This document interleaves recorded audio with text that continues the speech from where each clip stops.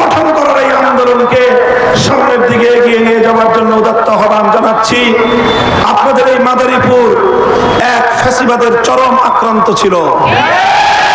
সেই আক্রমণ আল্লাহ পাক উৎখাত করে দিয়েছেন।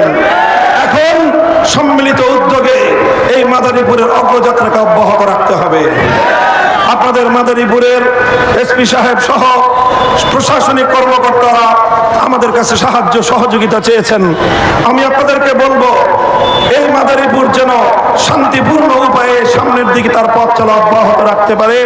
প্রশাসনের যে কোনো ভালো উদ্যোগকে আপনারা সহযোগিতা করবেন ইনশাআল্লাহ। আলেম সমাজ, এই যে দুর্গা পূজা আসছে, এই পূজাকে কেন্দ্র করে কোন পরাজিত ঘাপটি মারা পতিত শক্তি তারা যেন নতুন করে কোনো সাবোটাজ করতে না পারে। আওয়ামী লীগের রাজনীতি ছিল রাতের বেলায় কালানাগিনী হয়ে সংখ্যালঘুদেরকে ছবল মারত, দিনের বেলায় ওঝা হয়ে ছাড়তে আসতো। নাটক নাটক আর নাটকের নায়ক নায়িকাদের সংগঠন হলো বাংলাদেশ খেলাফত, বাংলাদেশ আওয়ামী লীগ। এই আওয়ামী লীগ তারা এইভাবেই বাংলাদেশের মানুষের সঙ্গে প্রতারণা এবং ধোঁকাবাজির রাজনীতি করেছে।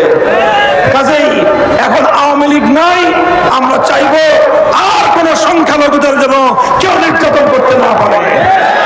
এইভাবে যখন সরকারের পক্ষ থেকে ভাস্কর্যের নামে আমাদের উপরে মুক্তিত্বপাত তারা চাপিয়ে দেওয়ার চেষ্টা করেছে, সেই মুক্তিত্বপাতকে যিনি ধরে নিষেধ করে দিয়েছেন তিনি হলেন আল্লাহ মামুনুল হক, ঠিক না বেঠিক?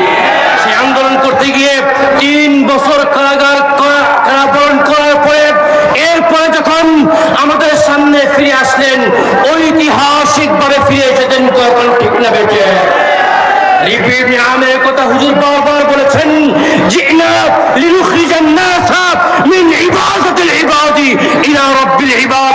এই বাক্য তিনি বের হওয়ার পরে বলেছিলেন, হয়তো খেলাফত নয়তো শাহাদাত। ঠিক না বেঠে? আপনাদের কাছে উদারত আহ্বান জানাই,